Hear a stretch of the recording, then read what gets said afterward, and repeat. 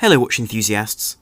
Now, as watches become more and more automated in this world of high-tech smartwatches and other timepieces of that type, I do think it's very refreshing, and I have been asked by various viewers to make this video, it's very refreshing to see manually wound watches, where really the involvement of the owner is put directly into keeping the watch ticking, rather than simply having an automatic watch, which winds itself. Therefore, today I'd like to talk about some of the best value for money models across the board, which come into various different categories, with manually wound movements and various other complications where they are seen.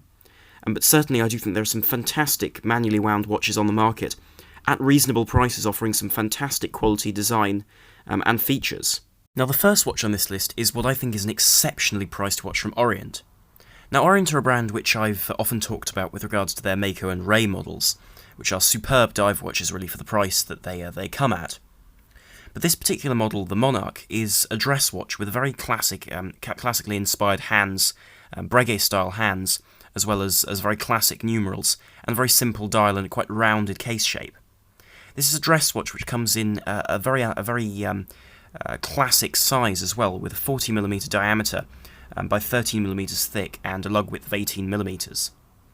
This watch is also only 45mm from lug to lug, meaning it'll fit pretty much any wrist, from the smallest to the largest of wrists. Though it may look a little bit dainty on larger wrists, it will fit with a dress watch size.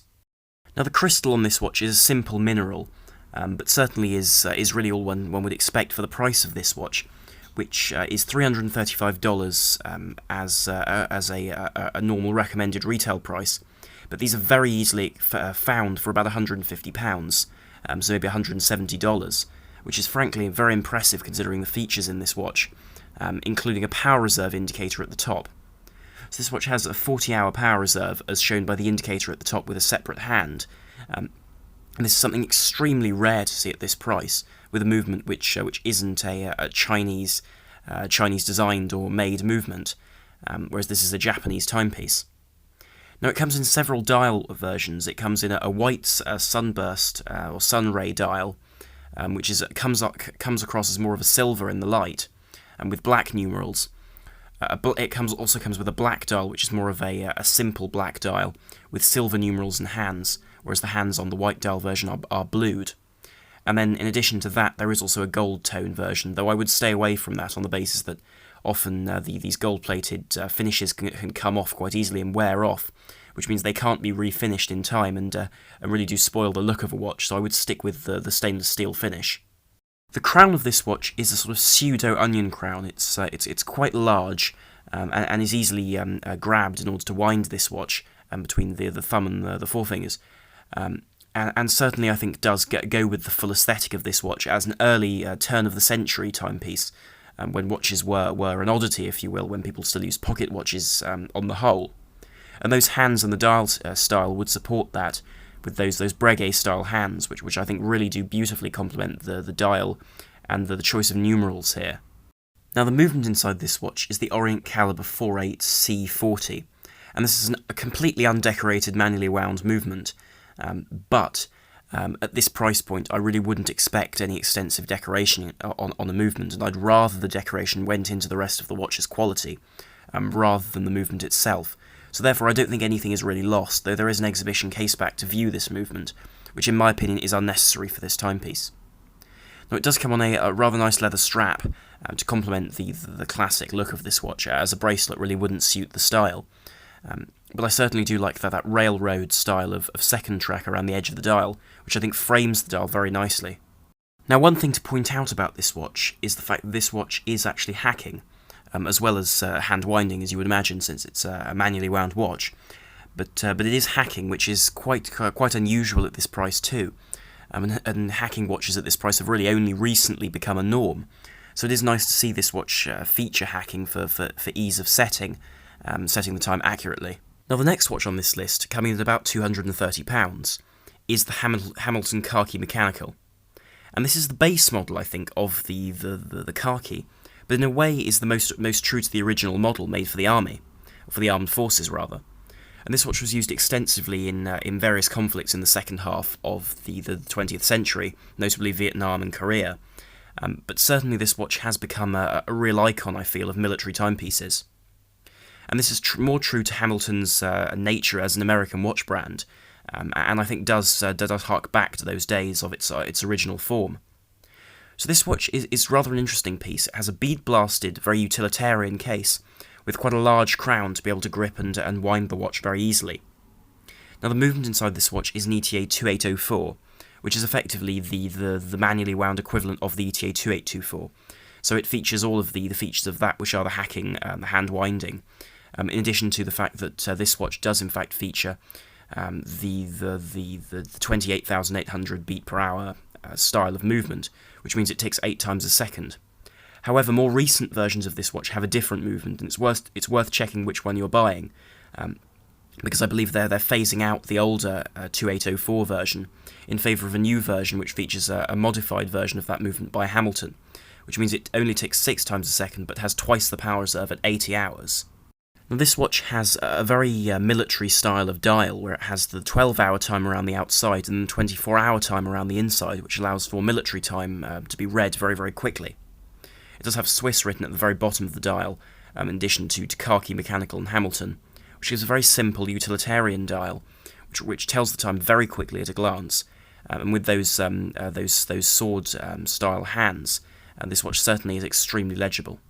These hands are also loomed, including that loom pip on the back end of the second hand, which means that one can tell when the watch is running at a glance in the dark. Also, in order to change straps more quickly in a military situation, there are lug holes, so it has perforated lugs to allow for a tool to quickly remove a spring bar. In fact, I've heard stories of people using toothpicks and other items of this sort to remove straps on this watch because of the ease of use. There is also a simple date at 3 o'clock, which is again a functional feature for a timepiece like this. Now, in terms of the size of this watch, the diameter of the case is 38mm, a very, very wearable size, quite small by today's standards. But that said, though, the lugs, which extend to slightly over 50mm, do certainly account for that.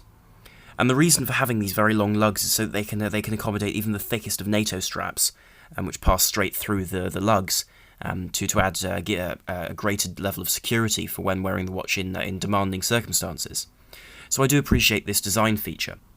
The watch is also only 10mm thick due to its reduced need for a thick movement with no rotor on the back.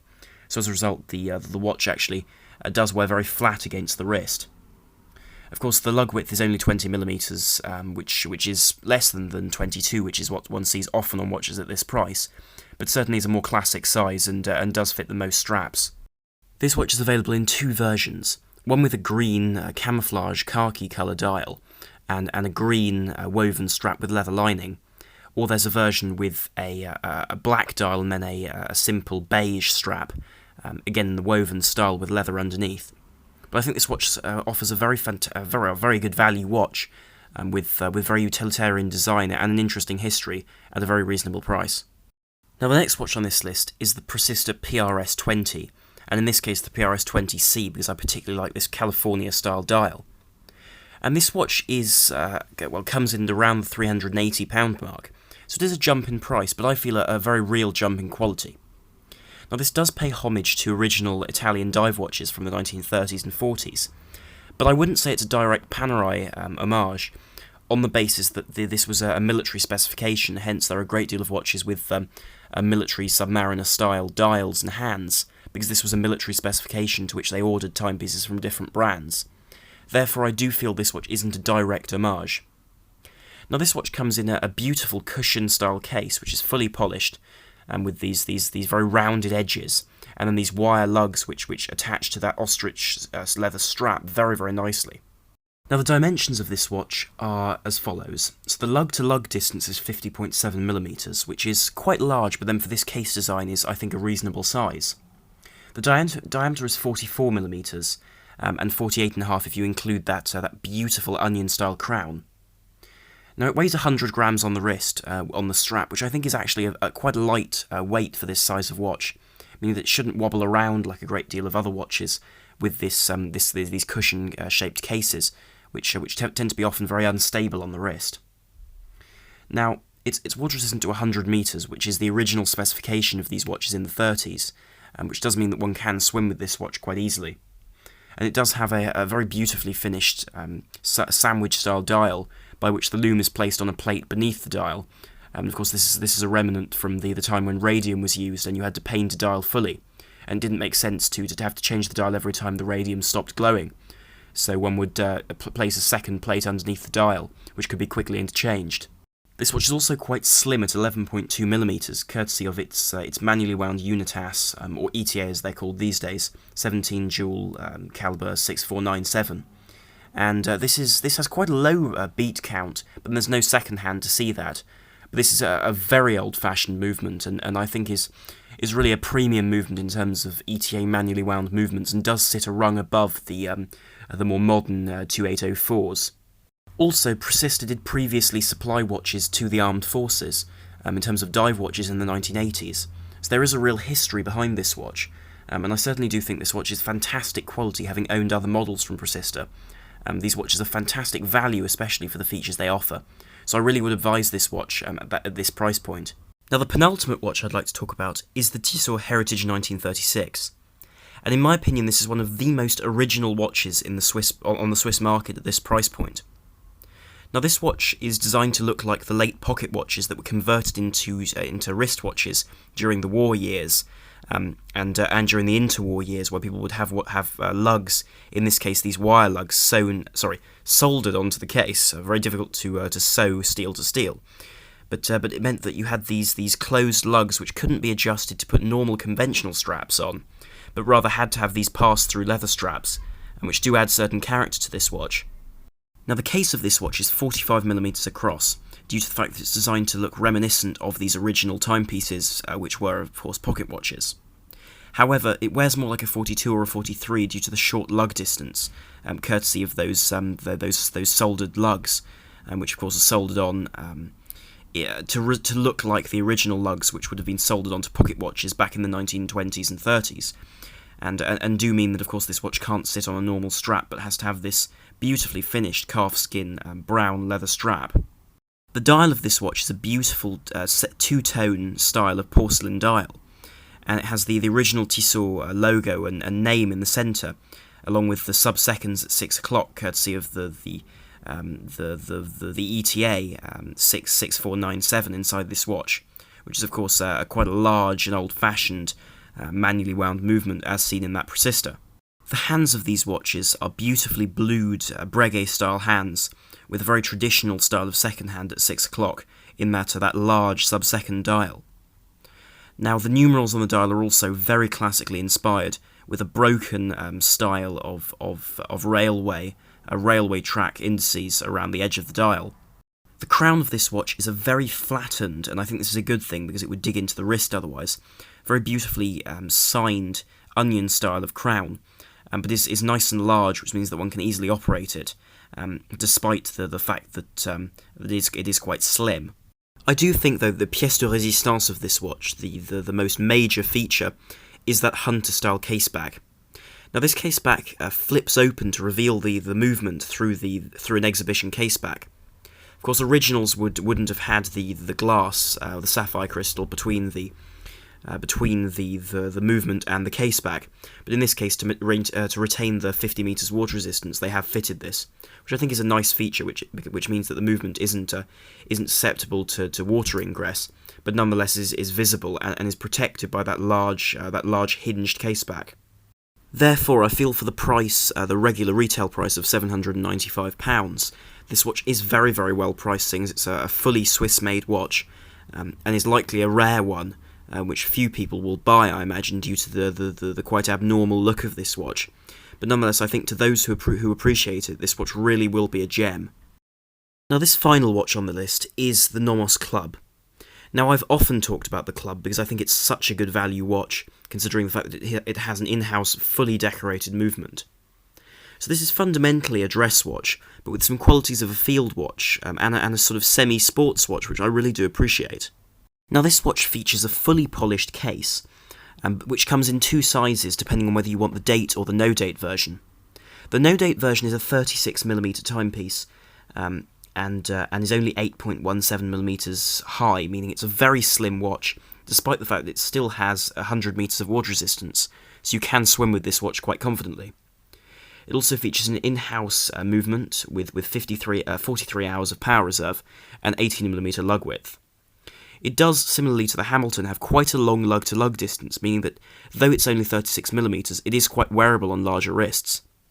The other version is 38mm across, and does offer a 20mm lug span to this model's 18, which means that you do get a slightly larger watch, and I think would be advisable for people who enjoy watches over 42mm in general. Now, that version also has the date, and the pricing is pretty impressive, frankly, considering the fact that this watch has a fully in-house movement, which is also fully decorated and beautifully done so. The watch starts at £1,080 and then runs through to £1,800 for the date version with an exhibition caseback. So you can specify whether you want a simple caseback or an exhibition one. Although with this watch I would advise the exhibition caseback because you really are getting the most of that beautifully finished movement. Now the dial design is very minimalistic and is very reminiscent of field watches. So it has these very legible hands with these orange inserts down the centre which match the stitching of the strap and the little details around the watch face. In addition to this, the dial features very legible numerals in a very sedate style, which is very reminiscent of the Bauhaus movement in Germany of the 1920s and 30s, which really did move design away from more elaborate concepts and towards a very simple minimalistic aesthetic. The detailing on the dial is also very beautifully done, where the dial has a slight metallic sheen to it, as well as a guilloche pattern on the small second dial, which incidentally sits very nicely between the centre of the dial and the edge to give a very symmetrical style to the watch. This watch is then presented on a beautiful shell Cordovan strap, with a very simple weave down the edge. And these are extremely high quality straps, and frankly, for £1,000 watch to include a strap which costs easily £200 is really quite a feat for Nomos to achieve, and it's presented in a beautifully finished box, which is wooden and is quite compact, which is a nice thing when often watch boxes can take up a great deal of space. So I certainly do appreciate the presentation of this watch and the minimalistic aesthetic. Of course, the most impressive thing I feel for this price is the fact that this watch is manufactured entirely in Germany. This watch is by no means made from parts from other places, like ETA, for example, are known for having certain parts made in China, whereas there really is none of this with this timepiece. Their watches really are German-made, which I really do appreciate. Anyway, I shall conclude this video here, so thank you very much for watching, and please do leave your comments down below as to what you think should have made the list. Also, do leave your comments on what you think of these watches, because I really am interested by what you think of them. And also, if you did enjoy the video, then please do like, share and subscribe to help the channel and see more content. So thank you very much for watching. This is Arm on the Watch Guy, over and out.